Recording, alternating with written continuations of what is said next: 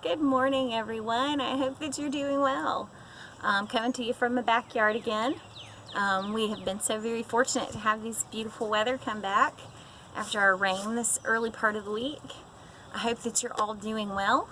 I hope that we've gotten through the first week of school at home. I know we've adjusted slightly to our new normal that we're having right now. Looks like we're going to be doing it for a little while longer, so I hope that you continue to do well in your schoolwork and to work hard and to maybe get some little extra at-home playtime when you get done with your work. Today we're going to read another Bible story. Today's story is from the Old Testament instead of the New Testament. So we're going to read the story and then Miss Eden's going to talk about it just a little bit, okay? All right. So the name of this story is God Makes a Way. Moses and God's people escaped out of Egypt and into the wilderness. They didn't know the way, but God knew the way, and He would show them. I will bring you to a new home, a special land, God promised them. I will look after you. I am with you. God sent a big cloud for them to follow, a pillar of smoke stretching up to the sky. It moved in front of them as they walked and shaded them from the blazing heat of the day. And when it was time to rest, it stopped. And all through the cold desert nights, it kept them warm, glowing like fire. God led His people through the desert to the edge of a great sea. They were just wondering how to cross it, when suddenly they heard a terrible thundering pounding. It sounded almost like a horse's hooves. They shaded their eyes to look back and screamed. It was! Pharaoh and his army were coming to get them.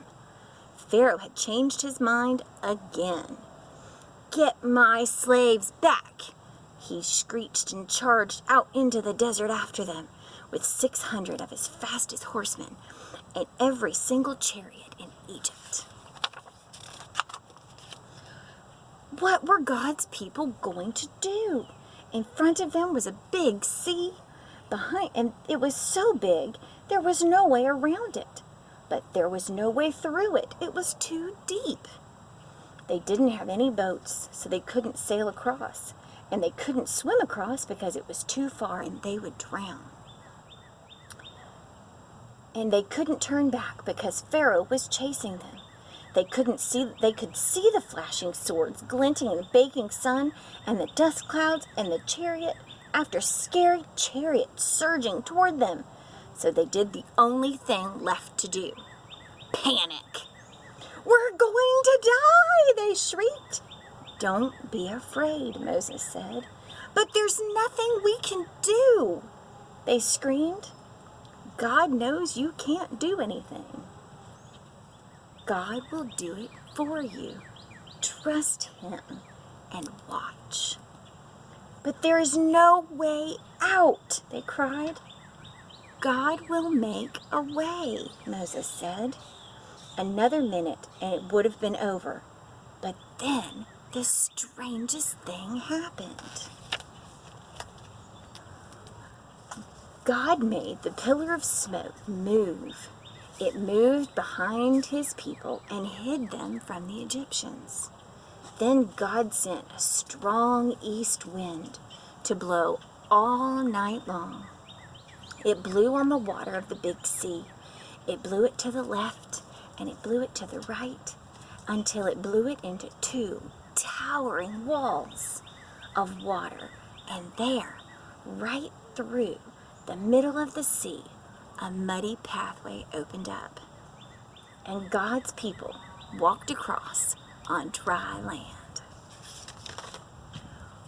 When the Egyptians tried to follow, the walls of water crashed back down on them and swallowed them up. God's people were safe.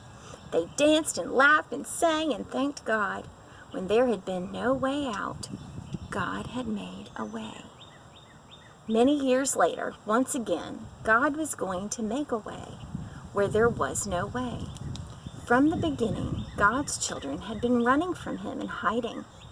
God knew his children would never be happy without him, but they couldn't get back to him by themselves.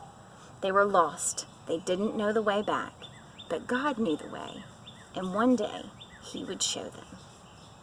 Now, I know that we don't have big Egyptians that are scary with swords chasing us, but we have all these new things that we're dealing with. Like, we can't go to school and we can't go to church because there's this thing outside and that people have, and it's making them sick. And our moms and dads want to keep us safe and let us not get sick so that we can stay healthy. Now, it's not fun, and I know that. We have some of that issue in our house. The girls want to go places, but we can't right now.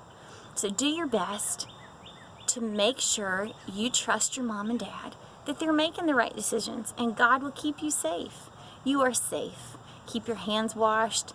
Keep yourself healthy by doing all the right things that mom and dad tell you to do.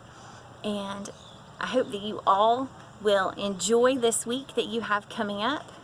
And I hope and pray that we will see you soon. And we love you very much. Bye-bye.